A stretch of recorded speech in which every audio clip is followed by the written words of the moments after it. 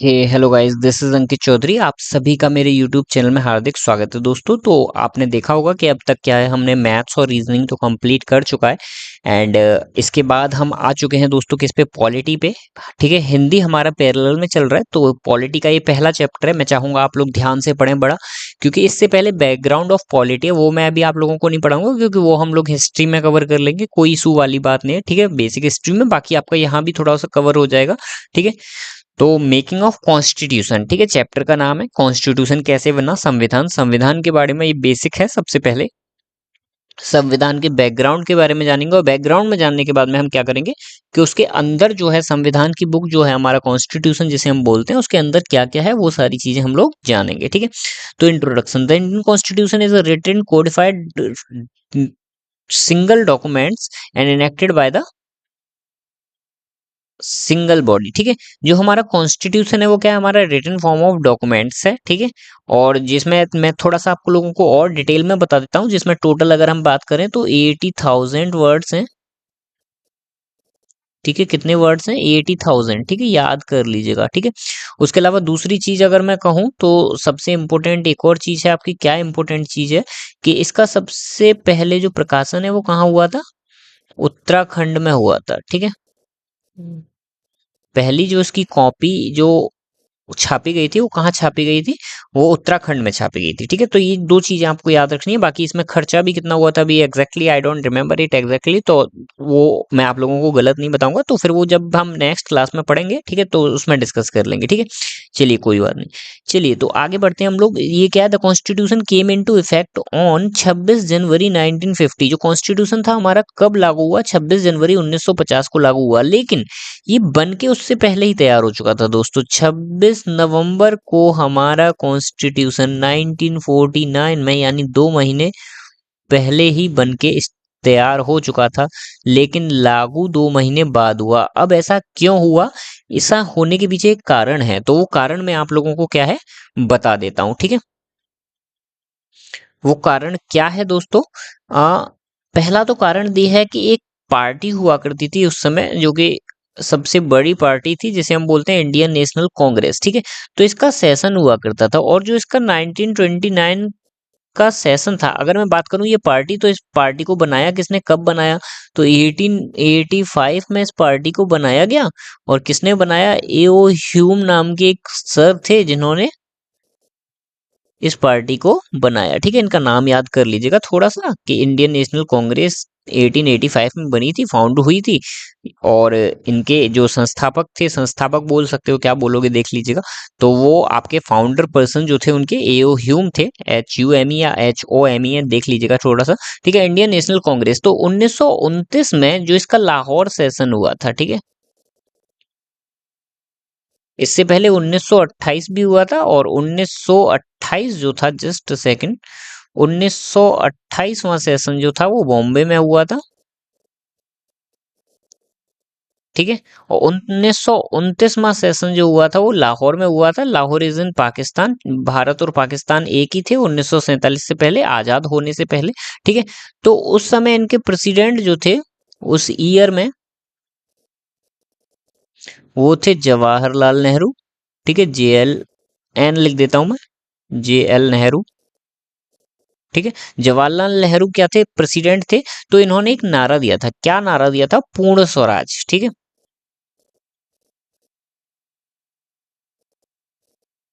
जिसे हम बोलते हैं इंग्लिश में कंप्लीट इंडिपेंडेंस। ठीक है, तो वर्ड याद कर ले लीजिएगा कि कंप्लीट इंडिपेंडेंस का नारा जो था वो किसने दिया था, जवाहरलाल नेहरू जी ने दिया था। और कब दिया था, ये 26 जनवरी 1929 को दिया था। ठीक है, कब दिया था, 26 जनवरी 1929 को। ठीक है, तो जब ये कॉन्स्टिट्यूशन हमारा बन के 26 नवंबर को तैयार हो गया, लेकिन तब लागू क्यों नहीं हुआ, क्योंकि उन्होंने सोचा, क्या सोचा, कि हमारा कोई ऐसा दिन चुना जाए जो हमें पुराने समय में भी याद हो, सभी लोगों को याद हो, ऐसे दिन के लिए हम इसका वो करते हैं, कॉन्स्टिट्यूशन को रखते हैं। तो उस तौर पे ये आपका 26 जनवरी 1950 को आपका संविधान लागू होने का दिन चुना गया। लेकिन अगर मैं बात करूं, कोई पूछता है आपको कि संविधान दिवस कब मनाया जाता है, तो संविधान दिवस आपका 26 नवंबर को ही मनाया जाता है, ठीक है, जिस दिन संविधान बन गया था, ठीक है। चलिए अब बढ़ते हैं हम आगे की ओर थोड़ा सा।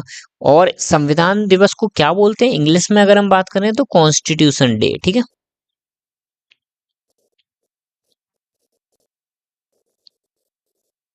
Constitution day. ओके, चलिए अब हम बढ़ते हैं आगे, ठीक है। नेक्स्ट क्या है आपका, द कॉन्स्टिट्यूशन इज सुप्रीम। जो कॉन्स्टिट्यूशन है हमारा भारत का वो सुप्रीम है, ठीक है, सबसे ऊपर है, कॉन्स्टिट्यूशन से ऊपर कुछ भी नहीं है। And amalgamation of rigidity and flexibility, ठीक है, रिजिड भी है और फ्लेक्सिबल भी है, मतलब अगर कोई चाहे कि इसे बदलाव करना तो इतनी आसानी से कर भी नहीं सकता, एंड फ्लेक्सिबल लेकिन कर सकता है, ठीक है, आसानी से नहीं कर सकता लेकिन कर सकता है, on the basis of parliament and राष्ट्रपति। ओके, प्रेसिडेंट और आ, क्या बोलते हैं उसे, पार्लियामेंट के बेसिस पे, लोकसभा एंड राज्यसभा, ठीक है, वहां पे क्या है आपके जो भी इश्यूज हैं वो पास होते हैं, बिल्स जो भी होते हैं आपके वो पास होते हैं, जो भी चेंजिंग होती है वो सारे अमेंडमेंट्स वगैरह बदलाव होते हैं कॉन्स्टिट्यूशन में, होते रहते हैं, ठीक है, क्योंकि गलतियां हर चीज में होती हैं, उन चीजों में बदलाव किया जाता है, ठीक है। चलिए अब हम बढ़ते हैं आगे। आगे क्या है, the constitution assembly had written debated and finalize constitution between. इन्होंने केवल ये बताया कि जो कॉन्स्टिट्यूशन असेंबली थी उसने कॉन्स्टिट्यूशन को फाइनलाइज किया, कब से कब तक किया, दिसंबर 1946 से। पहली मीटिंग जो हुई थी वो कब हुई थी दोस्तों, मैं यही लिख दे रहा हूँ, 9 दिसंबर 1946 में हुई थी, ठीक है। इसको एक काम करते हैं, उठा के इधर ही रख देते हैं, 9 दिसंबर 1946 में हुई थी। एंड आपका 26 जनवरी 1950 को संविधान लागू हो चुका था, ठीक है। तो ये दो डेट बहुत इंपॉर्टेंट है, इन दोनों डेटों को याद कर लीजिएगा, ठीक है। A lot of consciousness for making the constitution evolve through the freedom struggle that transformed in this इस छोड़ दीजिए, कोई इंपॉर्टेंट नहीं है, ठीक है। आगे बढ़ते हैं। The lengthy documents comprises of कितने आर्टिकल्स थे भाई उस समय पे, 395 आर्टिकल्स थे, बहुत इंपॉर्टेंट बात है। इन्हें किस में रखा गया था भाई, पार्ट्स में रखा गया था, ठीक है। और कितने पार्ट्स थे, जैसे अगर हम बात करें कि स्कूल में, तो स्कूल में कितने बच्चे होते हैं, लगभग 1200 बच्चे हैं। तो 1200 बच्चों को कैसे रखा गया है, क्लास वाइज रखा जाता है, तो उसी अकॉर्डिंग क्या है, यहाँ पे 395 आर्टिकल्स थे और इन्हें पार्ट्स में रखा गया था। और पार्ट्स कितने थे, टोटल 22 पार्ट्स थे, ठीक है। और इन्हें रोमन में लिखा जाता है, ठीक है, ये बात हमेशा याद रखनी है कि इन्हें रोमन में लिखा जाता है। 22 पार्ट्स थे, 22, और इन्हें रोमन में लिखा जाता है, ठीक है। चलिए आगे बढ़ते हैं। एंड 8 शेड्यूल्स, अभी कितने पार्ट्स हैं, अभी अगर मैं बात करूं करंट की यहाँ लिख देता हूं, ठीक है, और पेन चेंज करके लिख देता हूं, ठीक है, जस्ट अ सेकंड। अभी की मैं अगर बात करता हूं करंट की, CURRENT, ठीक है, तो करंट में जो है आपके कितने पार्ट्स हैं टोटल, 25 पार्ट्स हैं। शेड्यूल, वो सॉरी, आर्टिकल्स कितने हैं, 470 प्लस आर्टिकल्स हैं, ठीक है। और अगर मैं बात करूं शेड्यूल्स की, तो शेड्यूल जो है वो आपके 12 हैं। जो यहाँ पे उस समय के दौर में जो 8 शेड्यूल हुआ करते थे वो बढ़ के अभी कितने हो चुके हैं दोस्तों, 12 हो चुके हैं, ठीक है। चलिए अब हम बढ़ते हैं आगे। आगे क्या है आपका देख लेते हैं। Set out architecture of new state, the constitution of a country is a set of written rules that are. देखिए बच्चे कुछ बोलते हैं, मेरे से रात को मैं कोचिंग पढ़ाता हूँ तो बच्चे बोलते हैं यार क्या कि सर इंग्लिश पढ़ाइए, इंग्लिश पढ़ाइए। I want to tell you clearly and make it clear to you कि इंग्लिश पढ़ना सीखना नहीं है दोस्तों, मतलब इंग्लिश आपको इंग्लिश की बुक से नहीं आएगी। इंग्लिश सीखना है तो आप पॉलिटी पढ़ो, हिस्ट्री पढ़ो, स्टोरीज पढ़ो, न्यूज़पेपर पढ़ो, कुछ भी पढ़ो, वहां से आपकी इंग्लिश स्ट्रांग हो जाएगी। बस जो भी चीजें इंग्लिश में पढ़ो बस, ठीक है, समझ रहे हो मेरी बात। तो फिर इंग्लिश पढ़ने में इतना टेंशन नहीं लेना। मैं आज तक इंग्लिश की किताब कभी नहीं पकड़ा दोस्तों, और बिलीव मी कि मेरा कितना 92 स्कोर आया, सबसे स्ट्रॉन्गेस्ट पार्ट मेरा वही है, ठीक है। तो मैं इंग्लिश नहीं टच करता हूँ, ठीक है। चलिए आगे बढ़ते हैं without wasting a second. The constitution of a country is a set of written rules. जो कॉन्स्टिट्यूशन है भारत का, जो संविधान है, सेट ऑफ रिटन रूल्स, ठीक है, are accepted by all people of words living together. मतलब भारतीय संविधान जो है वो लिखित रूल्स हैं, कुछ गाइडलाइंस हैं जिस जो कि सभी लोग मानते हैं और एक दूसरे के साथ भाईचारे से भारत में रहते हैं, ठीक है। अब अगर मैं यहीं पे बात कर लूं कुछ चीजों के बारे में, हल्की हल्की मैं बातें करते जाऊंगा भाई आप लोगों से, ठीक है। तो the constitution is written rules. अब यहाँ पे अगर रिटन की बात की है तो मैं यहाँ पे आप लोगों से एक छोटी सी बात करता हूँ कि कौन सा कंट्री है जिसका रिटन कॉन्स्टिट्यूशन है और जिसका नॉन रिटन कॉन्स्टिट्यूशन है।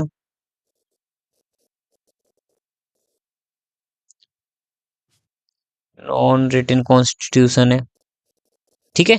तो अगर मैं बात करूं रिटन कॉन्स्टिट्यूशन की, तो हमारा जो है यूएसए का जो है, यूनाइटेड स्टेट ऑफ अमेरिका जिसे बोलते हैं, ठीक है, जिसकी वॉशिंगटन डीसी जो है वो कैपिटल है, तो वहां का जो है हमारा रिटन कॉन्स्टिट्यूशन है, ठीक है। और अगर मैं बात करूं किसकी, नॉन रिटन कॉन्स्टिट्यूशन की, तो जो इंग्लैंड है यानी जो ब्रिटिश लोग हैं उनका जो कॉन्स्टिट्यूशन है वो क्या है, नॉन रिटन कॉन्स्टिट्यूशन है, जिसे हम बोलते हैं यूके भी बोलते हैं, ओके। चलिए अब हम बढ़ते हैं आगे की ओर। आगे क्या है भाई टॉपिक देखा जाए, चलिए। It is the supreme law that determines the relation among the people in the territory and also the relationship between the people and the government, ठीक है। कॉन्स्टिट्यूशन क्या होता है, कॉन्स्टिट्यूशन होता है इज सुप्रीम लॉ होता है दैट डिटरमाइंस, क्या डिटरमाइंस करता है, relationship between the people and the government, जो लोगों को सरकार से जोड़ता है। सरल भाषा में बता दिया, बस मैंने खत्म कर दिया, ठीक है। एक और जो है वो क्या है कि भाई democracy is for the people by the people to the people, जो कि अब्राहम लिंकन जी ने कहा है कि जो सरकार है वो लोगों के लिए, लोगों से है और लोगों के कार टू द पीपल, लोगों के लिए है, फॉर द पीपल लोगों के कारण है, एंड बाय द पीपल, ठीक है, लोगों के द्वारा है, ठीक है। तो वो सब जो अब्राहम लिंकन जी ने कहा है वो यहाँ पे हल्का सा झलक रहा है कि बिटवीन द रिलेशनशिप झलकाता है किसके बीच में, between the people and the government, okay. चलिए आगे बढ़ते हैं। आगे क्या है, it is the supreme law this ये सब फलाना टिक्का मत पढ़िए, बस देखो इसमें इंपॉर्टेंट पॉइंट क्या है कि 1928 में मोतीलाल नेहरू जी ने कहा था कि भाई हम, और उनके 8 सदस्यों ने कहा था, मोतीलाल नेहरू कौन थे ये सब हम बाद में पढ़ लेंगे, और इन्होंने कहा था कि हमारा खुद का एक संविधान होना चाहिए, ठीक है, ये बात उन्होंने रखी थी, ठीक है। इन In 1931 a resolution was given the idea of constitution for independent India at Karachi session। उसके बाद 1931 में याद रखो जो कि कराची सेशन हुआ था इंडियन नेशनल कांग्रेस का, वहां फिर से ये आवाज उठाई गई कि भाई भारत का एक खुद का संविधान होना चाहिए, ठीक है। तो सबसे पहले कहाँ उठाई गई ये बात याद रखना है, कॉन्स्टिट्यूशन की बात उठाई जा रही है। अभी कब उठाई जा रही है, 1928 में उठाई जा रही है दोस्तों। और ये किसने उठाई है, मोतीलाल नेहरू जी ने उठाई है, ठीक है। और उनके 8 कांग्रेस सदस्यों ने, ये बात इंपॉर्टेंट है, आपको याद रखनी है। चलिए आगे बात करते हैं। अब यहाँ पे कुछ टाइमलाइन आ गई जिसमें इंपॉर्टेंट चीजों के बारे में लिखा हुआ है, तो हम इंपॉर्टेंट चीजों के बारे में पढ़ेंगे। एंड देखिए कितने अच्छे तरह से लिखा है। सबसे पहले एम एन रॉय जी का नाम डाल दिया गया है यहाँ पे। 1934 की बात कही जा रही है कि 1934 में एक व्यक्ति थे जिनका नाम एम एन रॉय था। उन्होंने कहा कि हमारी एक संविधान बनाने के लिए क्या होनी चाहिए दोस्तों, कॉन्स्टिट्यूशन असेंबली होनी चाहिए। कॉन्स्टिट्यूशन असेंबली क्या होता है, संविधान सभा, संविधान सभा होनी चाहिए, ठीक है। क्लियर है आप लोगों का, संविधान सभा होनी चाहिए। जस्ट अ सेकेंड, जरा रबर का साइज डिक्रीज कर लूं मैं, ठीक है, क्योंकि मिटाने में दिक्कत होती है। ओके, जैसे स्टार्ट। हाँ, तो 1934 की बात है, 1934 की बात है कि एक एम एन रॉय व्यक्ति थे जिन्होंने कहा, देखो 1928 में मोतीलाल नेहरू जी ने ऊपर कह दिया, क्या कह दिया, हमारा संविधान होना चाहिए। भाई संविधान बनाएगा कौन, कोई संविधान छोटी सी चीज तो है नहीं कि भाई हम लोग लिख दें, भाई रात को लिख दिया और सुबह लागू हो गया, ऐसा तो है नहीं।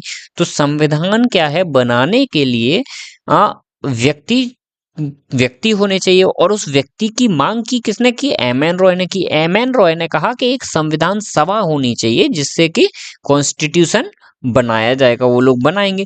1935 में फिर कांग्रेस जो थी, इंडियन नेशनल कांग्रेस, उन्होंने भी उसे आइडिया को सपोर्ट किया, और उन्होंने क्या कहा कि हाँ भाई ये सही बात है, हमारे पास भी कॉन्स्टिट्यूशन होना ही चाहिए। ठीक है, तो 1934 हो गया, 35 हो गया। ठीक है, अब आगे बढ़ते हैं।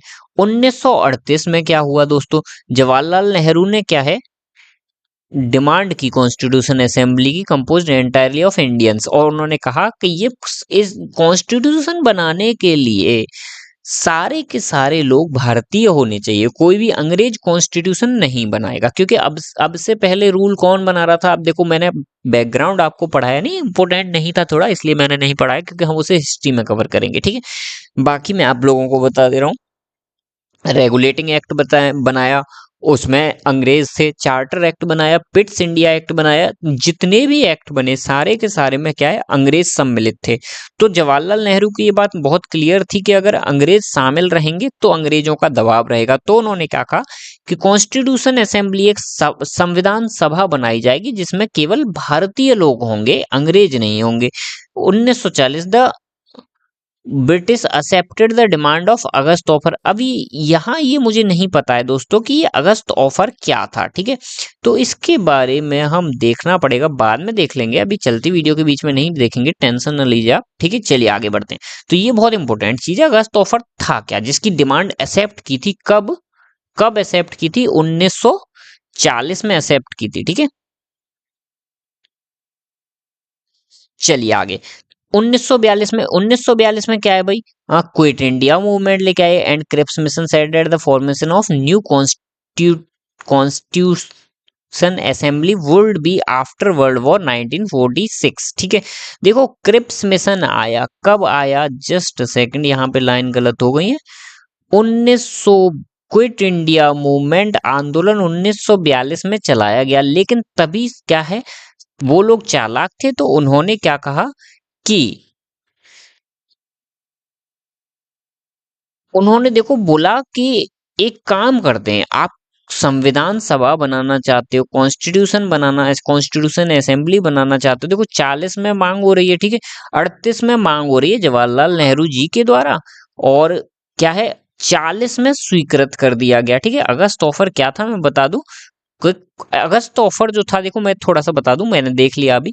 अगस्त ऑफर जो था वो आपकी कॉन्स्टिट्यूशन की मांग थी, वही जो जवाहरलाल नेहरू जी ने रखी थी। ठीक है, उसे स्वीकृति दे दी गई कब? 1940 में, यानी 2 साल बाद उसे स्वीकृति दे दी गई। जब लोग ज्यादा पीछे पड़े तो 2 साल के बाद उसे स्वीकृति दे दी गई। क्या बोला गया? अब बोला क्या जाएगा भाई? 2 साल बाद, 2 years लेटर,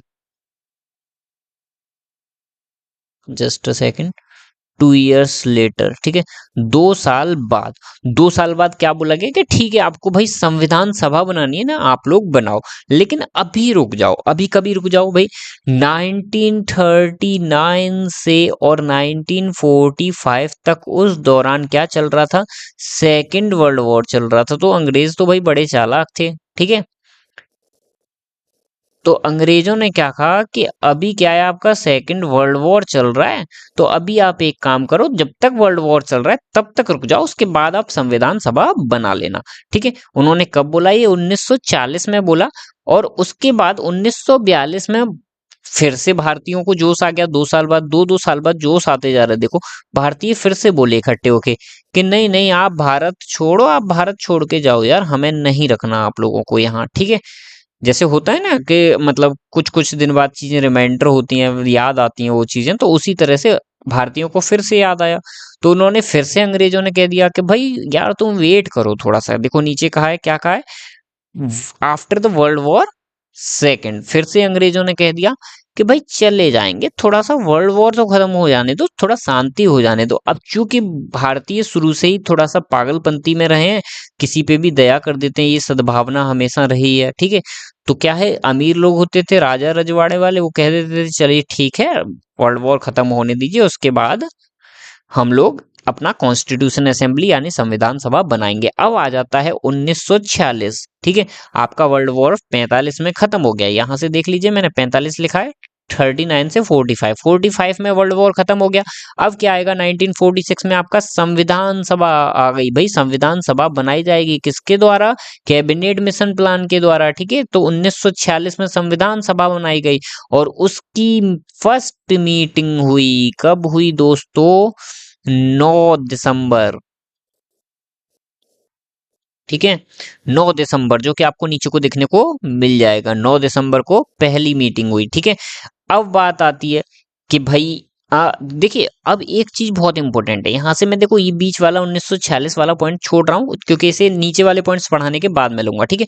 तो उससे आपको समझ आ जाएगा। The first meeting of the constitution assembly was took place by 211 members. पहली मीटिंग जो हुई थी उसमें कितने लोग आए थे? 211 लोग आए थे। और सारे के सारे कौन होंगे? अब बताइए जरा, 1946 की बात हो रही है तो क्या इसमें अंग्रेज आए होंगे? नहीं आए होंगे। ये सारे के सारे क्या होंगे? भारतीय लोग होंगे और ये कांग्रेस के लीडर्स होंगे, ठीक है, जिन्होंने ये सब मांग रखी थी वो लोग, ठीक है।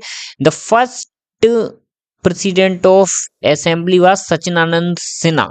पहला जो राष्ट्रपति थे कॉन्स्टिट्यूशन असेंबली के, कॉन्स्टिट्यूशन असेंबली की बात हो रही है यहाँ पे, तो वो सचिदानंद सिन्हा जी को बनाया गया, ठीक है। अब बात आती है सचिदानंद सिन्हा जी कौन थे और इन्हें क्यों बना दिया? तो उस समय जो चुनाव हुआ प्रेसिडेंट का, कॉन्स्टिट्यूशन असेंबली के प्रेसिडेंट का, वो यूनिवर्सल एडल्ट फ्रेंचाइज के रूप में हुआ, ठीक है।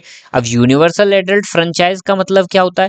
देखो, एडल्ट, एडल्ट माने बड़ा, बड़ा यानी बूढ़ा। उन्होंने कहा कि जो सबसे ज्यादा व्यक्ति बूढ़ा होगा उसी को हेड बना देते हैं। तो इन भाई साहब को, ये जो डॉक्टर सच्चिदानंद सिन्हा जी थे, इन्हें क्या है, हेड बना दिया गया। लेकिन अब चूंकि वो बूढ़े व्यक्ति हैं तो भाई वो क्या सभा में शांति कर पाएंगे? नहीं कर पाएंगे। क्या सभा संभाल पाएंगे? नहीं संभाल पाएंगे। तो 2 दिन सभा चली, दूसरे दिन उथल पुथल हुई। तो दूसरे दिन क्या हुआ दोस्तों? दूसरे दिन ही 11 तारीख को, एक दिन 9 तारीख को मीटिंग हुई। देखो अब एक, देखो भारतीय लोगों में क्या था? भारतीय लोगों में था एक दिन मीटिंग करेंगे, दूसरे दिन रेस्ट करेंगे, एक दिन मीटिंग करेंगे, दूसरे दिन रेस्ट। तो पहली मीटिंग 9 तारीख को हुई, 10 की छुट्टी कर ली, 11 को फिर से मीटिंग हुई, 12 की फिर से छुट्टी की, फिर 13 को मीटिंग की, ठीक है। ये बेसिक चीज है, ये याद कर लीजिए, ठीक है। अब बात ये है कि जब डॉक्टर सच्चिदानंद सिन्हा संभाल नहीं पाए तो उन्होंने क्या है, सब लोगों ने दूसरी मीटिंग में 11 तारीख को 2 दिन बाद, केवल 2 दिन के लिए ही उन्हें रहने दिया। मतलब एक ही दिन मान लीजिए, दूसरे दिन तो छुट्टी थी, ठीक है। तो जैसे ही तीसरा दिन आया तो permanent president doctor Rajendra Prasad ji को बना दिया और बाद में जाके वो भारतीय इंडिपेंडेंट इंडिया यानी आजाद भारत देश के राष्ट्रपति भी बने थे, ठीक है। और वाइस प्रेसिडेंट किसे बना दिया? एच सी मुखर्जी को बना दिया। इन दोनों लोगों के बारे में आप आगे पढ़ेंगे, ठीक है। कॉन्स्टिट्यूशनल एडवाइजर कौन थे? बी एन रॉय थे, ठीक है। ये कब बनाए गए भाई? 1946 में बनाए गए। एक एम एन रॉय थे, अभी हम ऊपर पढ़ चुके हैं। तो एम एन रॉय कौन थे भाई? एम एन रॉय जो थे वो क्या है, 1934 की बात हो रही है। 1934 की बात हो रही है, 36 की, देख लीजिएगा, ठीक है। कब सजेशन दिया था उन्होंने? कॉन्स्टिट्यूशन असेंबली होनी चाहिए, तो 1934 कॉन्स्टिट्यूशन असेंबली का दिया था, कॉन्स्टिट्यूशन का नहीं दिया था। कॉन्स्टिट्यूशन का किसने दिया था? जवाहरलाल नेहरू जी ने दिया था, ठीक है। चलिए अब बात आती है कि मैं यहीं से आपको डॉक्टर राजेंद्र प्रसाद की, अब मैंने बात चूंकि कर चुकी है तो यहां से मैं आपको कहाँ ले जाता हूँ? अब ले जाता हूँ मैं आपको ऊपर वाले पॉइंट पे। तो 1946 में क्या है, doctor Rajendra Prasad become the permanent president. कब बनाया गया इन्हें? 11 दिसंबर को बनाया गया। अब हम नीचे से पढ़ के आ गए भाई, 11 दिसंबर 1946 को इन्हें परमानेंट प्रेसिडेंट बना दिया गया। किस चीज का बना दिया गया दोस्तों? कॉन्स्टिट्यूशन असेंबली का बना दिया गया, ठीक है। कॉन्स्टिट्यूशन असेंबली है, इतना सीट्स, इतना British province, 4 commission officer, this ये सब पढ़ लेना कि कौन कौन था उसमें, ठीक है। चलिए वो कोई ऐसी बात नहीं है, उसे हम छोड़ देते हैं। अब हम लोग बढ़ते हैं आगे की ओर। आगे क्या है भाई? मेजोरिटी ऑफ सीट्स भाई, 208 सीट्स जो थी वो किसकी थी? इंडियन कांग्रेस लीडर्स की थी। चलिए वो कोई बात नहीं है। आगे 13 दिसंबर को भाई देखो, अब सब क्या है, ऐसे ही जवाहरलाल नेहरू जी को प्रधानमंत्री नहीं बना दिया गया था। क्या कारण रहे? उन्होंने भी काफी कार्य किए। क्या कार्य किए? 13 दिसंबर को वो एक ऑब्जेक्टिव रिजोल्यूशन लेके आए, जो बाद में जाके आपके संविधान का क्या बन जाता है, प्रेम्बल बन जाता है, जिसे हम प्रस्तावना बोलते हैं। ठीक है, क्या 13 तारीख को जवाहरलाल नेहरू आए एक ऑब्जेक्टिव रिजोल्यूशन लेकर, मतलब लिखित दस्तावेज एक तरह से लेकर, और उन्होंने कहा कि ये संविधान ऐसा होना चाहिए हमारा। ठीक है, 13 दिसंबर की बात हो रही है, अभी बस संविधान सभा बने हुए 4 दिन हुए हैं और वो लेके भी आ गए और उन्होंने बोल भी दिया, तो उसके लिए उन्होंने बहुत पहले से मेहनत की होगी। ठीक है, अब संविधान चूंकि वो लेके आए, तो फिर लोगों में डिसाइड हुआ कि भाई क्या चीज कहाँ से चुराएंगे, किस कंट्री से क्या चीज लेके आएंगे, कैसे संविधान बनाएंगे, वो सब बात की बात है। ठीक है, चलिए अब आगे। इट वॉज पास्ड ऑन 22 जनवरी, और ये पास कब हो गया भाई, लेके आए थे 13 दिसंबर को, और ये ऑब्जेक्टिव रिजोल्यूशन जो था ये पास हो गया कब, 1947 22 जनवरी को। 22 जनवरी यानी एग्जैक्ट लगभग 1 महीना 7 दिन के बाद ये आपका लागू हो गया। ठीक है, 1 महीने बाद, ये याद रखना है 22 जनवरी को। ठीक है, पूछ सकता है आपसे कि भाई ऑब्जेक्टिव रिवॉल्यूशन पास कब हुआ था, तो वो 22 जनवरी 1947 को हुआ था। डेट याद कर लेना, 1947 में हमारा देश भी आजाद हुआ था। ठीक है, चलिए अब आगे बढ़ते हैं। 3 जून 1947, 3 जून को क्या हुआ था भाई, ठीक है, तो 3 जून लगभग 2 महीने पहले की बात हो रही है। तो Mount Batten planned for 2 constitution assembly, the number of seats was reduced to 299। ठीक है, क्योंकि अब अंग्रेजों को भगाया जाएगा, अंग्रेजों को भगाने के बाद जो भी सीट बचेंगी वो किसकी बचेंगी दोस्तों, भारतवासियों की बचेंगी। तो भारत भारत के लोग रह जाएंगे, पाकिस्तान को भी अलग कर दिया जाएगा, भारत के लोग रह जाएंगे। तो जो 389 जो सीट्स हैं वो आपकी रिड्यूस होके, जो सीट्स आपकी 389 थी वो रिड्यूस होके कितनी हो जाएंगी, 299 हो जाएंगी, यानी 90 सीट्स जो हैं वो आपकी घट जाएंगी। समझ आ गया, चलो आगे बढ़ते हैं। आगे क्या है दोस्तों, the first parliament of India was formed. First parliament बन गया, कब बन गया दोस्तों, कब की बात हो रही है, 1947 की बात हो रही है, संसद बन गई। ठीक है, उसके बाद फर्स्ट स्पीकर ऑफ लोक independent speaker, first independent speaker of Lok Sabha कौन बने भाई, जीवी मावलंकर जी बने। ठीक है, अब इसके बारे में थोड़ा सा और डीपली बात कर ले रहे हैं। जीवी मावलंकर जी जो थे वो कौन थे, फर्स्ट स्पीकर थे, लोकसभा की बात हो रही है यहाँ पे, फर्स्ट स्पीकर ऑफ लोकसभा। ठीक है, अब अगर मैं बात करता हूं, क्या बात करता हूं दोस्तों, कि अभी करेंट स्पीकर की बात करें, तो करेंट में स्पीकर कौन है, तो करेंट में जो स्पीकर हैं वो हैं आपके ओम बिरला। इनके बारे में ज़्यादा बात मैं नहीं करूंगा, क्योंकि मैं सरकारी आदमी हूं, अगर बोलूंगा तो अच्छा भी नहीं लगेगा और हमें बुराई करनी भी नहीं चाहिए। ठीक है, चलिए अब आगे बढ़ते हैं। ठीक है, बाकी मुझे इनमें अच्छा, चलिए छोड़ ही दीजिए, उसके बारे में बात नहीं करते हैं। ठीक है, जो निगेटिव विषय हैं उन लोगों, उन चीज़ों के बारे में बात हम नहीं करेंगे। चेयरमैन ऑफ कॉन्स्टिट्यूशन असेंबली, भाई चेयरमैन कौन थे, ऑलरेडी हम बता चुके हैं कि 13 तारीख को, 13 दिसंबर को कौन, डॉक्टर राजेंद्र प्रसाद जी बनाए गए। तो अभी तक तो इन्हें हटाया नहीं गया, नहीं हटाया जाएगा, ये आजाद देश के आजाद भारत के बाद में जाके राष्ट्रपति भी बनेंगे। और प्रधानमंत्री कौन बनेंगे, पंडित जवाहरलाल नेहरू, क्योंकि वो ऑब्जेक्टिव रिजोल्यूशन लेके आए हैं। ठीक है, चलिए अब आगे बढ़ते हैं हम लोग। 26 नवंबर 1949 को क्या है भाई, हमारा संविधान बनके तैयार हो चुका था, was made, the constitution of India was made. Okay, तो कॉन्स्टिट्यूशन, भारतीय संविधान बनके तैयार हो चुका था। चलिए अब आगे बढ़ते हैं। Making of Indian constitution, demand for constitution assembly. ठीक है, कि कैसे हुई ये सारी चीजें, ये थोड़ा थोड़ा डिस्कशन कर ले रहे हैं। वैसे हमने पढ़ाई था कि मोतीलाल नेहरू जी 1928 में कॉन्स्टिट्यूशन की बात करते हैं कि कॉन्स्टिट्यूशन होना चाहिए, और उसके अतिरिक्त किसने ये बात की थी, तो ये एक लेडी थी, काफी सुंदर लेडी है। सबसे पहले तो भाई मैं इनकी तारीफ में काफी कुछ कहना चाहूंगा कि एक तो एक्चुअल में आज के समय में अगर आप लेडीज को देखोगे तो पहली चीज तो ये कि इतनी सहजता से वस्त्र धारण किए हुए स्त्री आपको दिखाई ही नहीं देगी। और सुंदरता, मतलब क्या ही बताऊं, मतलब मैं कुछ वर्णन नहीं कर सकता शब्दों से, क्योंकि भरपूर सुंदरता, साधारणता, समानता, सारी चीजें सम्मिलित हैं उनके चेहरे तक में दिखाई दे रही हैं, जो आप इजीली इस पिक्चर में देख पा रहे होगे। ठीक है, आज के आप देखोगे लड़कियां क्या करती हैं, बॉडी पार्ट्स दिखाएंगी, ये वो फलाना ढिमका, वो सब शोभाजनक भी नहीं लगता, ठीक है। कपड़े हो साधारण हो, स्त्री की जितनी स्त्री लज्जा करेगी, थोड़ा बॉडी को छुपाएगी, उतना ही स्त्री अच्छी लगती है, ठीक है। चलिए अब आगे बात करते हैं। ये तो हमने एक पर्सनल, क्योंकि मुझे ये लेडी अच्छी लगी। क्यों अच्छी लगी, इसके पीछे एक और बहुत इंपॉर्टेंट कारण है, मैं आप लोगों को बताना चाहूंगा कि ये एक सोशल रिफॉर्मर थी। मतलब सोचो कि उस समय में जब अंग्रेज भारत को लूट के खा रहे हैं, समझ रहे हो, हाँ? हर कोई अपना दायित्व तो जमा रहा है। 1917 की बात हो रही है, ठीक है। 1917 में फर्स्ट फीमेल कांग्रेस की लीडर बनी, कांग्रेस की अध्यक्ष बनी, ठीक है। क्योंकि अंग्रेज होने के बाद भी कुछ काम इनके ऐसे रहे होंगे, अच्छे रहे होंगे, जिनकी वजह से सोचने वाली बात है कि किसी अंग्रेज को कांग्रेस का लीडर बना दिया गया, ठीक है। बाद में ज्यादातर भारतीय बने, सरोजिनी नायडू जी भी बनी थी, लेकिन ये बात कर रहे हैं हम, किसी अंग्रेज को बनाया गया। और ये करती क्या थी, सोशल रिफॉर्मर थी भाई, सामाजिक कार्य करती थी। किसी को कुछ दिक्कत है, उनके प्रति लड़ना अंग्रेजों से, ठीक है। अंग्रेजों से लड़ जाती थी भाई। समझने वाली बात है कि क्या ही स्त्री की यार, मतलब मेरे पास शब्द नहीं है कहने के लिए कि उस समय में जब अंग्रेजों का वर्चस्व था भारत, एक तरह से ये तो वो वाली बात हो गई कि रावण की नगरी में विभीषण रह रहा है, लेकिन विभीषण फिर भी रावण के लिए बोल रहा है। तो भाई मुझे बहुत मतलब आश्चर्यजनक लगता है कि यार क्या ही स्त्री में मतलब कितना अच्छा स्वभाव रहा होगा कि जो भारतीयों के बारे में बोल रही थी।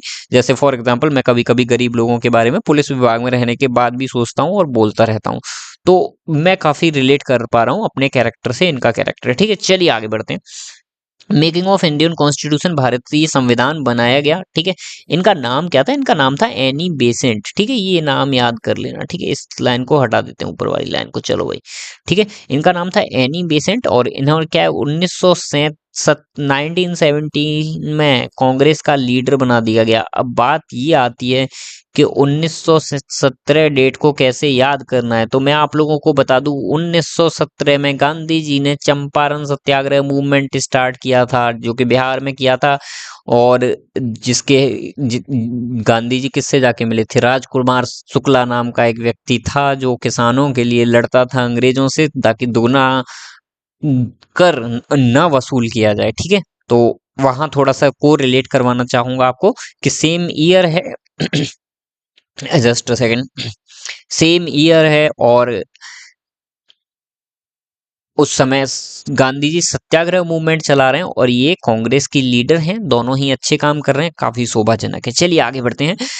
Assembly 1922 agreed to call conference और ड्राफ्टिंग कमीशन। तो इन्होंने पहली मांग रखी, कब रखी भाई, ड्राफ्टिंग ऑफ कॉन्स्टिट्यूशन, कॉन्स्टिट्यूशन बनाने की मांग 1922 में रखी। बाद में जाके किसने रखी है भाई, 1928 में इनके बाद मोतीलाल नेहरू जी ने रखी, ठीक है।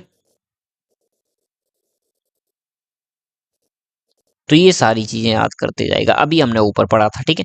The parliament bill pass on Indian Commonwealth bill 1925, one of the India most important. तो उसके बाद क्या है भाई दोस्तों, कॉमनवेल्थ बिल पास हुआ। कॉमनवेल्थ बिल क्या है था देख लीजिएगा, 1925 में पास हुआ, ठीक है। कॉमनवेल्थ गेम से रिलेटेड है, किससे रिलेटेड है देख लीजिएगा, मुझे नहीं पता है, ठीक है। चलिए कोई बात नहीं, चलो इसे एक काम करते हैं, सर्किल कर दे रहे हैं, थोड़ा सा देख लेंगे, कोचिंग में डिस्कशन कर लेंगे हम रात के समय बच्चों के साथ, ठीक है। उसके बाद अगर बात करते हैं the Motilal Nehru report which was, Motilal Nehru report के बारे में मैं ऑलरेडी बता ही चुका हूं कि उन्होंने कहा कि कॉन्स्टिट्यूशन संविधान होना चाहिए, 1928 में कहा, ठीक है। 1922 में एनी बेसेंट जी ने कहा, 1928 में मोतीलाल नेहरू जी ने कहा। तो बोल सकते हैं हम कि भारतीय ने फिर से चोरी कर ली, हाँ ठीक है। ऐसा कहना उचित नहीं है, बट मैं कह देता हूँ जो भी बात है, ताकि आप लोगों को याद इजीली हो जाए, ठीक है। 1930 से 32 तक की बात करूं तो 3 राउंड टेबल कॉन्फ्रेंस हुई थी, जिसमें गांधी जी नहीं गए थे एक में। अब ये मुझे आप बताओगे कि कौन सी में नहीं गए थे, अदरवाइज हम हिस्ट्री में ये सारी चीजें पढ़ेंगे ही, ठीक है, मजा आने वाला है। उसके अलावा डांडी मार्च हुआ 1930 में, डांडी मार्च भी हुआ था, आप लोगों को याद होगा। अब सोचने वाली बात है, 1930 में, 1930 में डांडी मार्च हो रहा है। डांडी मार्च किसके लिए हुआ था, नमक आंदोलन जिसे हम बोलते हैं, ठीक है। तो जब डांडी मार्च हो रहा है तो गांधी जी डांडी मार्च में होंगे या राउंड टेबल में होंगे? तो गांधी जी डांडी मार्च में थे, ठीक है। फर्स्ट राउंड टेबल कॉन्फ्रेंस कब हुई? Took place in 1930। इनकी डेट याद कर लेना, एग्जैक्ट डेट वो मैं आप लोगों को हिस्ट्री में पढ़ाऊंगा, आप लोग खुद सर्च करके भी देख सकते हो, ठीक है। उसके बाद ये हम ऑलरेडी पढ़ चुके हैं। 1934 में क्या हुआ था दोस्तों? 1934 में संविधान सभा का एम एन रॉय ने आइडिया दिया था कि संविधान होनी चाहिए ताकि वो संविधान बनाएगी। 1935 में क्या हुआ था? 35 में कांग्रेस ने भी डिमांड कर दी। 38 में फिर से नेहरू जी ने डिमांड कर दी, यूनिवर्सल एडल्ट फ्रेंचाइज के बेस पे कॉन्स्टिट्यूशन असेंबली का मेंबर चुना जाएगा। यूनिवर्सल एडल्ट फ्रेंचाइज क्या होता है ऑलरेडी बता चुका हूं, जो सबसे ज्यादा एज का व्यक्ति होगा वही कॉन्स्टिट्यूशन असेंबली का हेड होगा, ठीक है। ये सब बातें पहले से चल रही थी। चलो, इन 1940 the demand was accepted by the 1940 में अगस्त ऑफर में ऑलरेडी बता चुके हैं, हम पहले ही डिस्कस कर चुके हैं ऊपर जो टाइमलाइन थी उसमें, कि 1940 में अगस्त ऑफर के दौरान ब्रिटिश लोगों ने बोला कि ठीक है, हम आपका अगस्त ऑफर स्वीकार करते हैं कि आपका संविधान होना चाहिए, लेकिन लेकिन फिर से वही बात आती है, लेकिन 1939 से 1945 तक आपका क्या चल रहा था दोस्तों? सेकेंड वर्ल्ड वॉर चल रहा था। तो अंग्रेज बोले थे कि संविधान सभा कॉन्स्टिट्यूशन सब कुछ बन जाएगा, ठीक है, लेकिन ये वर्ल्ड वॉर खत्म हो जाने दो। फिर से वही बातें रिपीट हो रही हैं जो हमने टाइमलाइन में पढ़ी थी। आगे बढ़ते हैं हम, ठीक है। उसके बाद 1942 में क्रिप्स इंडिया, स्टैनफोर्ड क्रिप्स आए, तो वहां भारतीय लोगों ने क्या चला दिया भाई? क्विट इंडिया मूवमेंट चला दिया। 1946 में आपकी कॉन्स्टिट्यूशन असेंबली बन गई। ये सारी चीजें हम ऑलरेडी पढ़ते हुए आए। अब बढ़ते हैं हम लोग आगे। यहाँ पे कुछ इंपोर्टेंट मेंबर्स हैं कॉन्स्टिट्यूशन असेंबली के जिनके बारे में दिया हुआ है। तो दोस्तों मैं इसके बारे में आप लोगों को सबसे बाद में पढ़ाऊंगा। पहले जो चीज हमने पढ़ रखी है उन पे आप लोगों को ले चलता हूँ, ठीक है। थोड़ा सा देखते हैं क्या है नीचे। हाँ, अबाउट कॉन्स्टिट्यूशन असेंबली, पहले मैं ये टॉपिक खत्म कर देता हूँ, फिर उसके बाद ऊपर चलेंगे, हम फिर से वापस चलेंगे, कोई इशू वाली बात नहीं। About the constitution assembly, constitution assembly के बारे में, the constitution assembly was an assembly representative who drafted the constitution, drafted the document of constitution. Constitution assembly क्या था भाई? संविधान सभा क्या थी? जिसने संविधान बनाया। सिंपल सी बात है, ना कोई आर्टिफिशियल साइंस लगानी, ना ज्यादा बुद्धि लगानी, ठीक है। सिंपल सी बात है कि संविधान सभा जो थी उसने संविधान बनाया। Election to this assembly was held on July 1946 में इसका इलेक्शन हुआ। पहली मीटिंग कब हुई? अभी हम पढ़ के आ रहे थे, पहली मीटिंग 9 तारीख को हुई थी। इसमें दिसंबर 1946 लिखा है, मैं आपके आगे डेट भी लिख देता हूँ। 9 दिसंबर 1946 को हुई। दूसरी मीटिंग क्या हुई? 11 दिसंबर को हुई। और तीसरी मीटिंग कब हुई? 13 दिसंबर को हुई, ठीक है। तीनों मीटिंग याद कर लेना। चलो आगे बढ़ते हैं। एक दिन मीटिंग एक दिन गैप, ये हुआ, बस मस्ती कर रहे थे वो लोग, ऐसे भी बोल सकते हैं। चलो, याद करने का तरीका ऐसा कुछ नहीं था। Due to the partition the constitution assembly was also divided. Partition के बाद कॉन्स्टिट्यूशन असेंबली डिवाइड हो गई। 299 मेंबर्स रह गए, जो कि उस समय पे हुआ करते थे। 389 से घटकर 299 मेंबर हो गए। और भारतीय लोगों को उन 26 नवंबर 1947 की बात हो रही है, ठीक है, जब आजाद हो चुका देश उसके बाद, विच केम इनटू इफेक्ट इन 1950, ठीक है। The constitution assembly had the responsibility for framing the constitution. Constitution assembly को दायित्व दे दिया गया, रेस्पॉन्सिबिलिटी यानी दायित्व दे दिया गया किस चीज का? For framing the constitution of India, कि भारत का संविधान बनाइए आप, ठीक है। It function from December 1946 to 1949, 26 November 1949, लगभग 2 साल। कितने समय लगा भाई? 2 साल 11 मंथ एंड 18 दिन लगे। 1946 से लेकर 1949 तक, 26 नवंबर 1949 तक। चलिए अब देखते हैं आगे क्या इंपोर्टेंट है। There were 8 major committee and 15 minor committee. 8 major committee बनाई गई एंड 15 माइनर कमेटीज बनाई गई। भाई बहुत इंपॉर्टेंट है, कौन कौन सी कमेटी बनाई गई सबके बारे में पढ़ा दूंगा, अभी चिंता करने की जरूरत नहीं है आप लोगों को। चलिए, it conducted 11 seasons to discuss the related issues. This is बाहर में जाने दो, इंपॉर्टेंट चीजें पढ़ेंगे केवल हम लोग। Composition of constitution assembly, constitution assembly का कंपोजिशन कैसे होगा भाई? ये तब की बात हो रही है जब अंग्रेज थे भाई। 389 सीट्स थी, 292 जो थे ब्रिटिश लोगों की थी, 4 सीट जो थी वो फ्रॉम चीफ चीफ कमिश्नर से थी, प्रोविंस से, और 93 जो थी वो भारतीय रजवाड़ों से थी, मतलब भारत के अमीर अमीर लोग, जिसमें राजा राजा केवल शामिल थे, ठीक है। बाकी ब्रिटिश जाते जाते क्या कर गए, डिवाइडेड इनटू 3 प्रिंसिपल कम्युनिटीज भाई, हिंदू मुस्लिम सिख ईसाई, ये सब फालतू की चीजें करके चले गए। उसके अलावा the members of the particular representatives of each community assembly later due to the partition of some territory was transfer to Pakistan, बाद में जाके कुछ जो थी वो टेरिटरी पाकिस्तान में ट्रांसफर कर दी गई। और बाद में नंबर ऑफ सीट्स बची 299, जो एक सीट लगभग 10 लाख लोगों के ऊपर आती थी, मतलब 10 लोगों में, 10 लाख लोगों में से केवल एक लोग चुना जाता था, उस हिसाब से सीट बनाई गई। द प्रोविंशियल लेजिस्लेचर है 292 मेंबर्स थे, while the Indian states had maximum 93 seats थी, जो अभी अब 73 थी, यहाँ पे देखा होगा आपने ऊपर लिखा था, ठीक है। चलिए आगे, स्टेट हिंदू मुस्लिम सिख ईसाई होने लगी, ये सब बातें फालतू की चीजें, उनमें बंटवारा हो गया, सीट्स में भी बंटवारा हो गया, ठीक है, वो सब फालतू बातें हमें पढ़नी नहीं है, ठीक है। यहाँ इंपॉर्टेंट क्या है, 13 दिसंबर 1946 को जवाहरलाल नेहरू जी ने एक लेखा खाता पेश किया, जिसका नाम था ऑब्जेक्टिव रिवॉल्यूशन, जो बाद में जाके ऑलरेडी मैंने बता चुका है कि क्या बन गया वो जाके आ, और इसको भाई ये 13 दिसंबर को तो पेश कर दिया था, लेकिन इसको इसको एग्रीमेंट कब दिया था, एग्रीमेंट दिया गया 1947 जनवरी, तारीख क्या थी भाई, मैं तो भूल गया तारीख, तारीख थी कुछ 13, नहीं नहीं 13 नहीं 23 के आसपास थी, देख लेना भाई क्या तारीख थी, मैं बिल्कुल भूल चुका हूँ, जो कि गांधी जी का ऑब्जेक्टिव रिवॉल्यूशन उस दिन पास किया था, ठीक है। 13 जनवरी 1947, 13 थी, 13 तो नहीं थी, इतना तो मुझे पता है, जनवरी 1947 था, ठीक है। तो देख लीजिएगा ऑब्जेक्टिव रिवॉल्यूशन कब अंग्रेजों ने ग्रांटेड कर दिया था कि ठीक है ये पास हो जाता है, ठीक है। चलिए और पढ़ते हैं आगे भाई क्या है। ये सारा फालतू का, इतना डिटेल नहीं पढ़ना है। माउंटबेटन प्लान, माउंटबेटन प्लान के बारे में हिस्ट्री में पढ़ लेंगे कि क्या था पार्टीशन और, अच्छा माउंटबेटन प्लान था कि भारत और इनको अलग कर दिया जाए, पाकिस्तान को अलग कर दिया गया था, ये माउंटबेटन प्लान में किया था, 3 जून 1947 को किया था, ठीक है भाई।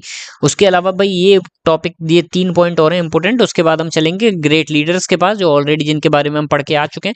थोड़ा सा इंपॉर्टेंट इन चीजों के बारे में पढ़ ले रहे हैं क्या भाई, 22 जुलाई 1947 को, यानी कि 15 अगस्त को हमारा झंडा फहरा था पहली बार, कब फहरा था भाई, 15 अगस्त को, 15 अगस्त 1947 को झंडा फहराया गया था। 15 अगस्त से यानी जुलाई में ही, एक महीने पहले झंडा बन के तैयार हुआ अवर नेशनल फ्लैग। और ये जो नेशनल फ्लैग था ये किसने बनाया दोस्तों, पेंगली वेंकैया नाम के व्यक्ति ने, ठीक है, पेंगली वेंकैया, VENKAIYA, ठीक है, पेंगाली वेंकैया नाम के एक व्यक्ति थे जिन्होंने हमारा नेशनल फ्लैग बनाया। उस समय के बहुत ही अच्छे आर्टिस्ट रहे होंगे, जिसकी वजह से सब लोगों ने इन्हीं के द्वारा अपना भारतीय झंडा बनवाना उचित समझा, ठीक है। उसके बाद अगर मैं दूसरी बात करूं तो नेशनल एंथम जो कि रविन्द्रनाथ टैगोर जी ने लिखा है, उसे कब भाई, अब 1950 में जब हमारा संविधान बन के तैयार हो चुका है, 26 तारीख फिक्स हो चुकी है, तो एक गाने की भी, एक एंथम की भी जरूरत पड़ी, जिसको नेशनल एंथम को बनाया किसने, 24 जनवरी, यानी 2 दिन पहले, ठीक है, गणतंत्र दिवस से 2 दिन पहले ही बना के तैयार किया नेशनल एंथम, और उसे बनाया आपका रविंद्रनाथ टैगोर,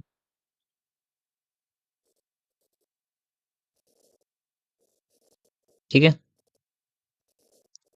और इन्हें भी नोबेल प्राइज मिला था, ठीक है। चलिए आगे, 24 January 1925 it choose doctor Rajendra Prasad as the president. और क्या था भाई, और एक और इम्पोर्टेंट चीज थी कि 24 जनवरी 1950 को ही, यानी कि आपके गणतंत्र दिवस से 2 दिन पहले डॉक्टर राजेंद्र प्रसाद को भारतीय राष्ट्रपति बना दिया गया। चलिए अब चलते हैं इंपॉर्टेंट लोगों के बारे में थोड़ा सा हम लोग पढ़ लेते हैं, और ये पूछ समझ लेंगे कि कौन सी चीज कहाँ से चुराई गई। ये टॉपिक और है आपका इंपॉर्टेंट, तो इसे भी हम लोग क्या है देख लेंगे थोड़ी देर में, ठीक है। चलिए पहले ऊपर चलते हैं। तो देखिए दोस्तों, सबसे पहली बात यहाँ से स्टार्टिंग है, सरदार वल्लभ भाई पटेल, ठीक है। कुछ कमिटीज बनाई गई थी, कमिटीज यहाँ पे नहीं दिखाई है, कमिटीज देख लेंगे, आगे टॉपिक आ जाएगा आपका, वहां पे देख लेंगे। तो सरदार वल्लभ भाई पटेल जो थे, ठीक है, इन्हें क्या है दोस्तों, क्या बनाया, क्या किया गया, देखो ये मिनिस्टर ऑफ होम मिनिस्टर इन्हें बना दिया गया for information and technology and broadcasting technology, ठीक है, उस समय पे, ठीक है।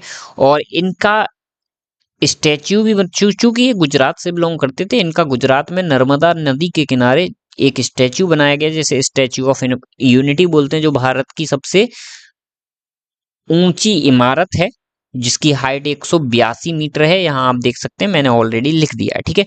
और इन्होंने क्या किया था, बारडोली पीजेंट सत्याग्रह इन्होंने चलाया था, ठीक है। बारडोली के जो किसान थे, उनके लिए इन्होंने क्या है, सत्याग्रह मूवमेंट चलाया था, जैसे गांधी जी ने बिहार में चलाया था, ठीक है। चलिए आगे, played a decisive role in integration of Indian princely state. इन्होंने और क्या किया था भाई, बहुत सारे राजा रजवाड़ों को एक साथ जोड़ा ताकि अंग्रेजों को भगाया जा सके, ठीक है। Integration of Indian princely state, ठीक है, राजाओं के रजवाड़ों को एक दूसरे राजाओं से जोड़ा, ठीक है। लेटर डिप्टी प्राइम मिनिस्टर, और बाद में इन्हें डिप्टी प्राइम मिनिस्टर भी बना दिया गया। अबुल कलाम आजाद ये एजुकेशन मिनिस्टर थे। याद करने का तरीका क्या है दोस्तों, देखो यहाँ पे फोटो लगी हुई है, फोटो देख लीजिएगा थोड़ा सा, ठीक है। ये आपके हो गए सरदार वल्लभ भाई पटेल, और ये हो गए आपके कौन, अबुल कलाम आजाद, ठीक है। अब्दुल कलाम आजाद अलग हैं और अबुल कलाम आजाद अलग हैं, ठीक है। अब अबुल कलाम आजाद जो थे भाई, ये बहुत ही अच्छे इंसान थे। देखो मैं बताऊं, जब अंग्रेज भारत और मुसलमानों को अलग कर रहे थे, तो ये एक व्यक्ति थे जो बोल रहे थे कि नहीं, भारत हिंदू भाई भाई, ठीक है। तो उनका नाम था अबुल कलाम आजाद, ठीक है। तो इन्होंने अपोज्ड किया, किसको अपोज्ड किया, विरोध किया मुस्लिम सेपरेट पॉलिटिक्स का। मुस्लिम लोगों को समझाया कि अलग से पॉलिटिक्स मत घुसेड़ो, अभी अंग्रेज हैं तो, ठीक है। अगर तुम अलग से पॉलिटिक्स घुसेड़ोगे तो कुछ नहीं मिलेगा, ठीक है। तो उस समय की बात है जब ये विरोध कर रहे थे मुसलमान लोगों का, ठीक है। आगे बढ़ते हैं, डॉक्टर राजेंद्र प्रसाद को सब लोग जानते ही हैं, ये इंडियन नेशनल कांग्रेस के प्रेसिडेंट बना, सॉरी, कॉन्स्टिट्यूशन असेंबली के प्रेसिडेंट बनाए गए। और चंपारण सत्याग्रह इनका अहम पार्ट रहा, जब गांधी जी 1917 में चंपारण का वो कर रहे थे। 3 times the president of Indian national Congress, 3 बार ये अध्यक्ष बने किसके, इंडियन नेशनल कांग्रेस के। कब कब बने भाई, 1934 में बने, जब एम एन रॉय ने बोला था कि हमारा एक क्या होना चाहिए, खुद का संविधान सभा होनी चाहिए, तब ये बने। उसके अलावा त्रिपुरी सेशन में 1939 में हुए, जब आपका पहला वर्ल्ड वॉर चालू हुआ था, और जब देश आजाद हुआ था तब भी ये रहे जयपुरी सेशन में, ठीक है। ये तीनों सेशन इंपॉर्टेंट हैं भाई। जब वर्ल्ड वॉर पूछ सकता है कि इंडियन नेशनल कांग्रेस का लीडर कौन था जब भारत आजाद हुआ, तो भारत जब आजाद हुआ तो इंडियन नेशनल कांग्रेस के लीडर जो थे वो कौन थे, डॉक्टर राजेंद्र प्रसाद थे। अगर पूछेगा कि वर्ल्ड वॉर, जब सेकेंड वर्ल्ड वॉर स्टार्ट हुआ 1939 में, तब इंडियन नेशनल कांग्रेस का लीडर कौन था, तो तब भी डॉक्टर राजेंद्र प्रसाद थे। और ये क्या थे, हेड थे किसके, हेड नहीं, सॉरी, ये प्रेसिडेंट भी थे कॉन्स्टिट्यूशन असेंबली के, और ये he was also the first president of India, ठीक है। ये भारत के पहले राष्ट्रपति भी बने, ठीक है। इनकी फोटो ये इधर लगी हुई है, ये आप देख सकते हैं, यहाँ से बहुत अच्छी फोटो है, देखो बच्चों से राखी बंधवा रहे हैं, ठीक है। चलिए आगे, आगे बढ़ते हैं। आगे क्या है, एच सी मुखर्जी, भाई देखो मैंने इसके बारे में पहले ही बता दिया था कि भाई इसको याद करने का तरीका ये है, रानी मुखर्जी से याद कर सकते हो, वैसे ये भी जेंट्स थे आपके, ठीक है। एच सी मुखर्जी तो इनका वाइस प्रेसिडेंट बना दिया गया था, कहाँ का वाइस चेयरमैन बना दिया गया था, कॉन्स्टिट्यूशन असेंबली का, मतलब डॉक्टर राजेंद्र प्रसाद का सहपाठी बना दिया गया था। जैसे स्कूल में प्रेसिडेंट और वाइस प्रिंसिपल होते हैं, सॉरी, स्कूल में प्रिंसिपल और वाइस प्रिंसिपल होते हैं ना, वैसे ही यहाँ पे प्रेसिडेंट और वाइस प्रेसिडेंट यानी वाइस चेयरमैन बना दिया गया, ठीक है। बाद में जाके इन्हें क्या, governor of Bengal, governor of West Bengal भी रहे, ठीक है। उसके बाद ये दुर्गाबाई देशमुख है, इनके बारे में मुझे ज्यादा कुछ डिटेल नहीं पता। ये देखो, ये एक बूढ़ी लेडी है, एंड 1909 को इनका जन्म हुआ, 1981 को इनकी डेथ हो गई। और मुझे नहीं पता इन्होंने क्या किया, बस ये नीचे लिखा हुआ है, ये आप देख सकते हैं, freedom fighter of member of constitution assembly. मतलब हाँ देखो, इम्पोर्टेंट बात तो है भाई, क्या इम्पोर्टेंट बात है, समझो इस चीज को, कि कॉन्स्टिट्यूशन असेंबली की लेडी भी कोई हेड है, ये सबसे महत्वपूर्ण बात होती है कि उस समय लेडी भी भागीदारी करती थी, ठीक है, आजादी की लड़ाई में। चलिए अब आगे बढ़ते हैं। और क्या है ये? एडवोकेट थी, ओ हो, वेरी गुड, यही थी क्या भाई? दुर्गाबाई देशमुख एडवोकेट थी भाई। चलो, उस समय पे एडवोकेट की तो बहुत ज्यादा जरूरत थी। And public activist for women and special, अच्छा, वुमेन के लिए लड़ती थी। फाउंडेड आंध्रा महिला सभा, ये आंध्र प्रदेश से बिलोंग करती थी, इसी वजह से मुझे इनका नाम नहीं याद, नहीं इनके बारे में कुछ पता है। Founder of chairperson of social welfare, ठीक है, सेंट्रल सोशल वेलफेयर बोर्ड की इन्होंने स्थापना की, फाउंडर थी, चेयरपर्सन भी बनाई गई, ठीक है। चलिए आगे, बलदेव सिंह भाई, इनका भी नाम कहीं नहीं आया, इनको थोड़ा सा रट्टा मार लो। उसके अलावा ये डिफेंस मिनिस्टर थे इन यूनियन कैबिनेट, ठीक है, डिफेंस मिनिस्टर थे। उसके अलावा ये भाई लेफ्टिनेंट जनरल भी रहे थे, मैंने गूगल पे पढ़ा था कहीं, ठीक है।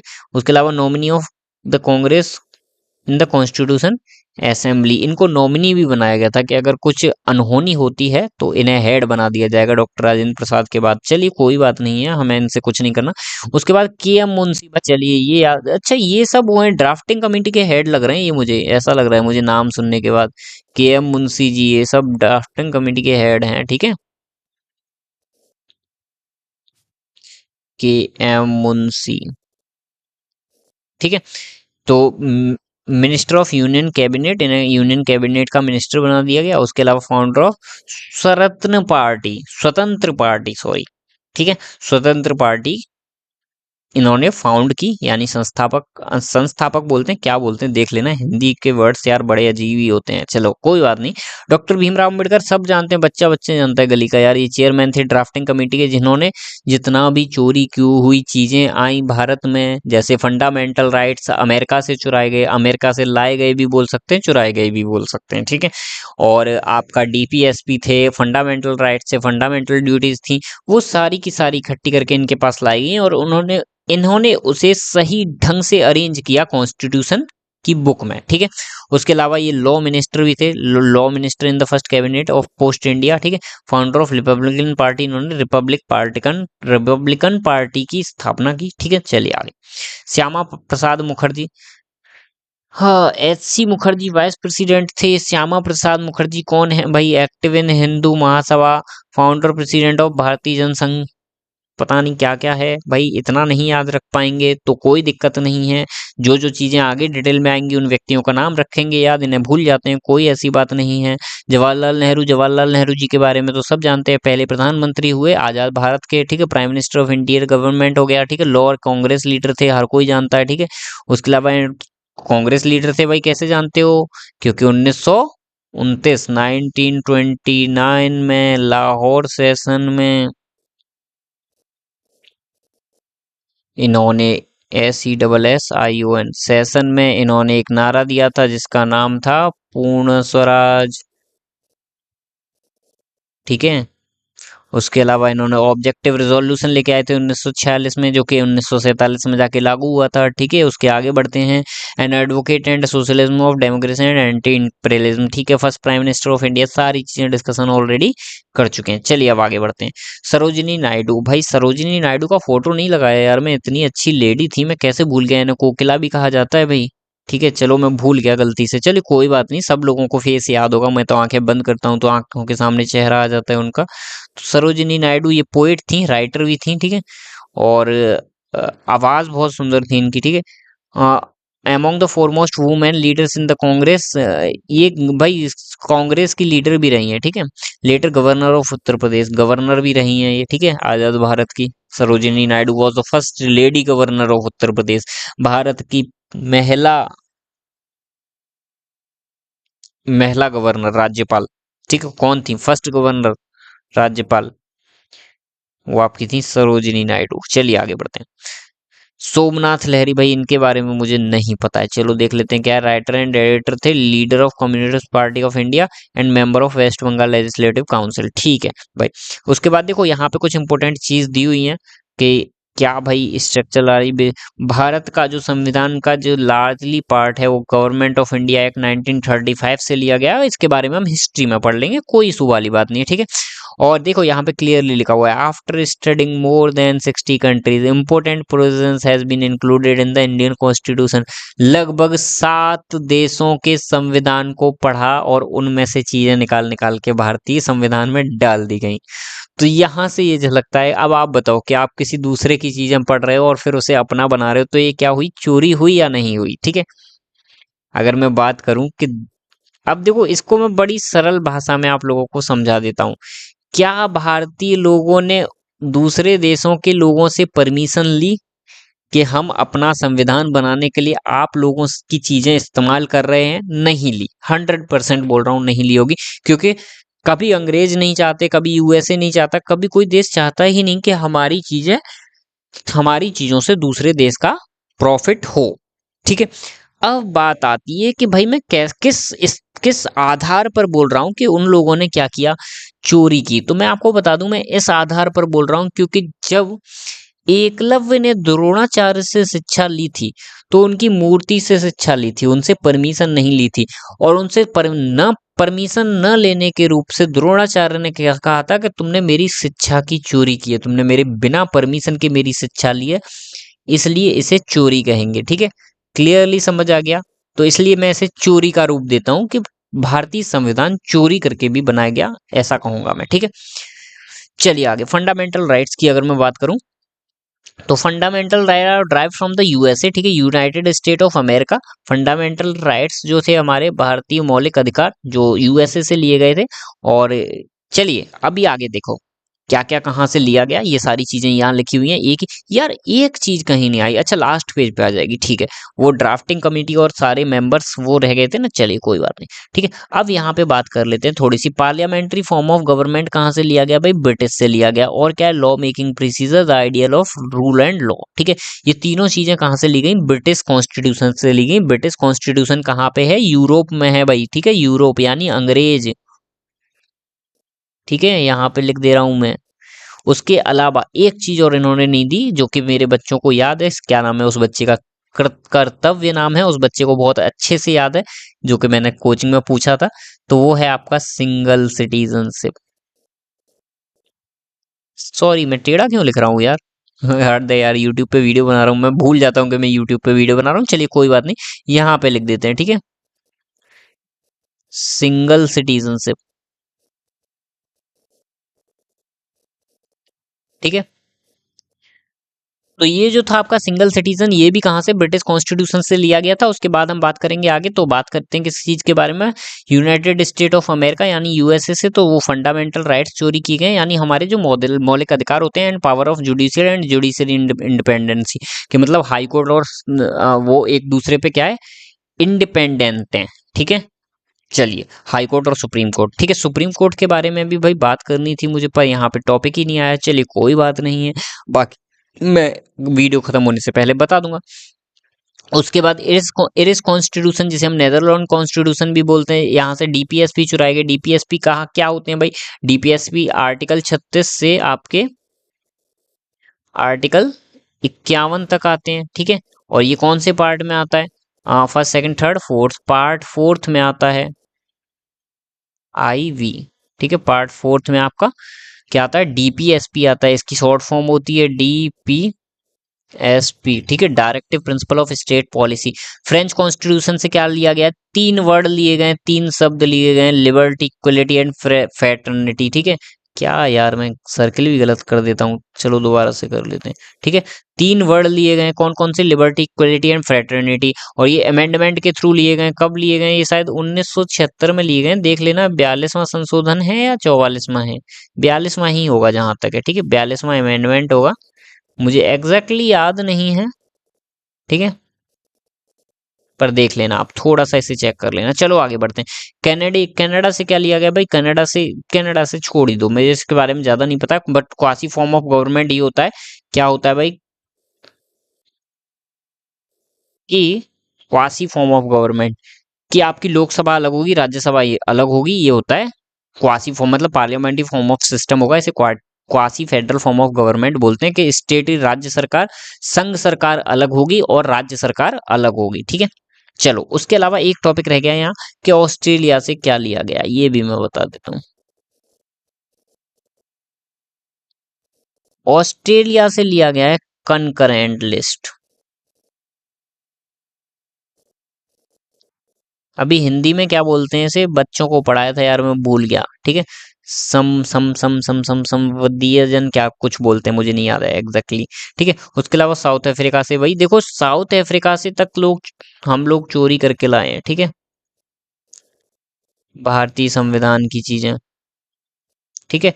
जो काले लोग हैं वहां से भी हम लोग चोरी कर कर, काला गोरा कुछ नहीं होता, ये गलत चीजें होती हैं, मैं क्या ही बोल रहा हूँ, आप लोगों को क्या सिखा रहा हूँ, ठीक है। तो साउथ अफ्रीका से हम लोग क्या चोरी करके लाए भाई, हाई कोर्ट और सुप्रीम कोर्ट वाली चीजें चोरी करके लाए हैं, ठीक है।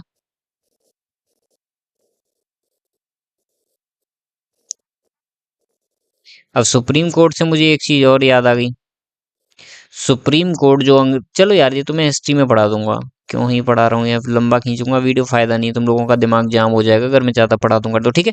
तो ये तो इंपॉर्टेंट चीजें थी, बाकी भाई एक टॉपिक रह गया मेरा जो सबसे लास्ट में होगा, आई थिंक कहीं ना कहीं तो होना ही चाहिए, हाँ ये रहा। ओ बाप रे बाप, अभी और भी चीजें, चलो कोई नहीं, दो टॉपिक रह गए देख लेते हैं जरा, ठीक है। तो ये आपके कौन है भाई, डॉक्टर राजेंद्र प्रसाद है या पंडित जवाहरलाल नेहरू है, हाँ? अरे यार मैं भूल ही गया हूँ, शकल यार कंफ्यूजिंग है। ये तो आपके हैं डॉक्टर राजेंद्र प्रसाद होंगे, ये पंडित जवाहरलाल नेहरू ऐसे दिखते हैं, ठीक है। चलिए भाई कोई बात नहीं, आगे देखिए मेरी बात सुनिए। देखो जहां भी आपको, देखो यहां से याद कर लो, यूनियन, यूनियन का मतलब होता है संघ, क्या होता है दोस्तों, यूनियन का मतलब होता है संघ यानी राष्ट्रीय। जहां भी आपको यूनियन दिख जाएगा वहां पे आंसर क्या हो जाएगा आप लोगों का, पंडित जवाहरलाल नेहरू आंसर हो जाएगा, ठीक है। यूनियन कॉन्स्टिट्यूशन कमेटी हो चाहे यूनियन पावर कमेटी हो, ठीक है, संघ से रिलेटेड जो भी चीजें आएंगी उसमें पंडित जवाहरलाल नेहरू आंसर होगा, रट्टा मार लेना थोड़ा सा, ठीक है। उसके बाद में अगर बात करूं, हमने ड्राफ्टिंग कमेटी के हेड के बारे में पढ़ी रखा, कई बार 100 बार पढ़ रखा है हम लोगों ने, doctor Bhimrao Ambedkar ji drafting committee के हेड थे, ठीक है। उसके बारे में अगर मैं अलग बात करूं, बचे हुए तीनों जो रह गए आपके स्टेट के बारे में या प्रोविंशियल के बारे में जो भी बात होगी, वहां के हेड कौन है भाई, सरदार वल्लभ भाई पटेल। और सरदार वल्लभ भाई पटेल का इतना मुख्य रोल क्यों है, क्योंकि हमने अभी पढ़ा था कि उन्होंने क्या है, इंटीग्रेट किया था, इंटीग्रेटेड ऑल प्रिंसली स्टेट्स, ठीक है, राजा रजवाड़ों के एरिया को जोड़ा था और एक दूसरे राजाओं के एक दूसरे से मिलाया था, विपरीत करने की जगह, ठीक है। चलिए अब हम बढ़ते हैं आगे, ड्राफ्टिंग कमेटी की अगर मैं बात करूं, तो drafting committee of Indian constitution, भाई इनका बहुत अहम रोल प्ले हुआ, क्या, कॉन्स्टिट्यूशन बनाने के लिए, ठीक है। इसके हेड कौन थे, chairman by the doctor Rajendra Prasad, ठीक है, doctor Rajendra, sorry doctor Bhimrao Ambedkar, doctor Bhimrao Ambedkar as the chairman. उसके बाद डॉक्टर के एम मुंशी, इसमें टोटल 7 लोग थे, 7 लोगों के नाम याद करना बहुत जरूरी है। उसके बाद के एम मुंशी से सैयद मोहम्मद सदुल्ला थे, एन माधव राव थे, ठीक है, N Gopal Swami Ayyar, Alladi Krishna Swami Ayyar and T की कृष्ण माचरी, ठीक है। तो इसमें से देखो एक चीज और है कि आपके के एम मुंशी काफी इंपॉर्टेंट पर्सन है, इनका नाम याद कर लेना, गोपाल स्वामी एंड कृष्ण स्वामी अय्यर, ये काफी इंपॉर्टेंट हो गए ना, याद कर लीजिएगा, बाकी ऐसा कुछ खास नहीं है, ठीक है। स्टेबलाइजेशन 29 अगस्त 1947 को ये ड्राफ्टिंग कमेटी जो थी, its primary responsibility was to draft a constitution of India, ठीक है। कॉन्स्टिट्यूशन असेंबली बन गई थी 1946 में, लेकिन ड्राफ्टिंग कमेटी लेट बनी, ठीक है। देखो हमने क्या पढ़ा भाई, मैं बता देता हूँ आपको इन शॉर्ट, कि constitution assembly, CONSTITUDION, constitution assembly जो थी वो कब बन गई थी, 1946 में बन गई थी, ठीक है, हमने ये पढ़ा। उसके अलावा दूसरी चीज क्या है भाई, कॉन्स्टिट्यूशन असेंबली तो बन गई भाई, कब, 9 दिसंबर 1946 में बन गई, लेकिन कॉन्स्टिट्यूशन असेंबली के बाद ड्राफ्टिंग कमेटी बनी, जहां से चोरी करके सामान लाया गया तो भाई उसे भी कोई देखेगा और उसको फिर से सचवाएगा एक धारा में, तो वो ड्राफ्टिंग कमेटी का रोल था। और ड्राफ्टिंग कमेटी कब बनी, 1 साल बाद, यानी अगस्त में, कितना, 29 अगस्त, ठीक है भाई, याद करने का तरीका देख लेना, 29 अगस्त को कुछ हुआ था क्या आसपास, 1947, 15 अगस्त 1947, सॉरी, 15 अगस्त 1947 को हमारा देश आजाद हुआ था, तो 15 अगस्त के लगभग लगभग कितने दिन बाद, लगभग 15 और 14 29, ठीक है, 14 दिन बाद आपका ड्राफ्टिंग कमेटी बनाई गई। और इसी के साथ दोस्तों अब ये वीडियो, मैं काफी थक गया हूँ भाई, कब का जगा हूँ, आई थिंक 3 बजे का जगा हुआ हूँ आप लोगों के लिए वीडियो बनाने के लिए, और पूरा वीडियो आपका फिनिश हो चुका है। यही मैंने आप लोगों को लगभग 3-4 दिन से पढ़ा रहा था, और मुझे लगता है अगर आप ये इतना डिटेल में पढ़ लोगे क्लास, जिसमें कि आई थिंक कर्तव्य एक नाम का बच्चा है, वो सबसे इंटेलिजेंट बच्चा है, जो इसे मुझे पढ़ाने में बहुत मजा आता है, तो बस अब आप पढ़ लीजिएगा, ठीक है। क्या बताना है मुझे, और तो कुछ खास बताना नहीं है। आगे हम नेक्स्ट वीडियो लेके आएंगे जो कि आपकी किसके ऊपर होगी, आर्टिकल्स के ऊपर होगी, ठीक है। और इन वीडियोस को मैं बाद में जाके भाई मैं डिलीट कर दूंगा अपने चैनल से, मैं क्लियरली बता दूं, क्योंकि ये दिस इज नॉट, मुझे परमिटेड नहीं है कि मैं किसी दूसरे का चुराया हुआ डाटा अपने चैनल पे दिखाऊं। तो मैंने हटा दूंगा या फिर पेड चैनल में प्रोवाइड करा दूंगा, अपने बच्चों को, कोचिंग के बच्चों को प्रोवाइड करा दूंगा, कोई इशू वाली बात नहीं है, फ्री में, ठीक है। चलिए, लेकिन मैं चैनल से हटा दूंगा इन चीज़ों को, ठीक है। चलिए, लेकिन अभी 1-2 साल पड़े ही रहने दो, जब तक हमारा चैनल चल रहा है तब तक। चलिए, ओके, थैंक यू दोस्तों, इसी के साथ हम ये वीडियो क्लोज करते हैं। और आप सब पढ़ते रहिए यार, बस यही है। थोड़ा खेलते कूदते रहिए, पढ़ते रहिए, मस्ती मौज सब चलती रहे, पढ़ाई भी साथ में होनी चाहिए। ओके, थैंक यू दोस्तों।